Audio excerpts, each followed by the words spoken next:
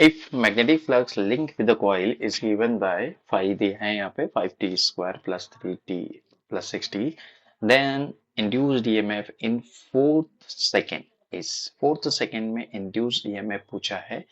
याद रखें ये इंस्टेंटेनियस नहीं है, इंस्टेंटेनियस होता तो एट फोर्थ सेकंड पूछा जाता, एवरेज पूछा गया है, यानी कि वो भी किस में पूछा गया बेटा, फोर्थ सेकंड में।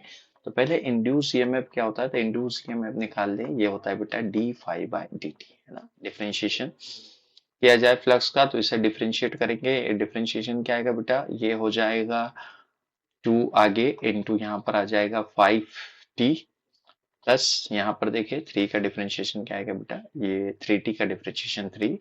सो इंड्यूस ईएमएफ हमारे पास आया बेटा वो है 10t plus 3। This is the induce EMF, ये मेरे पास इंड्यूस ईएमएफ आया है in terms of time.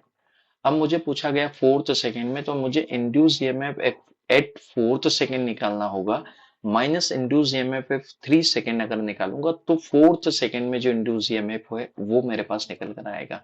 Fourth second में यानी कि थर्ड से फोर्थ सेकंड के बीच का इंड्यूसिव में हमसे पूछा है कि एवरेज क्या आएगा। नाउ पुट द वैल्यू, इससे वैल्यू डाल देते हैं यहाँ पर फोर्थ सेकंड में 10 इंटू 4 प्लस 3 माइनस यहाँ पर 3 सेकंड में कितना था 10 into 3 plus 3। So this is 43 minus this is 33।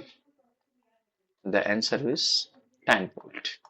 तो इसका करेक्ट आंसर क्या है बेटा, इसका करेक्ट आंसर है 10 वोल्ट। सम टाइम हमें इस क्वेश्चन में कंफ्यूजन हो सकता है, इन फोर्थ सेकेंड मतलब एवरेज लेना है तो क्या हमें 5 at fourth second minus 5 at 3 second और डिवाइडेड बाय टाइम हमें करना पड़ेगा, उससे नहीं आएगा बेटा, डिवाइडेड बाय टाइम उससे नहीं आएगा।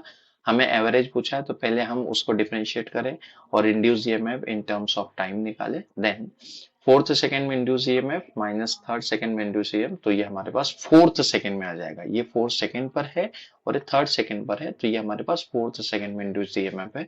तो correct answer is 10 volt, option number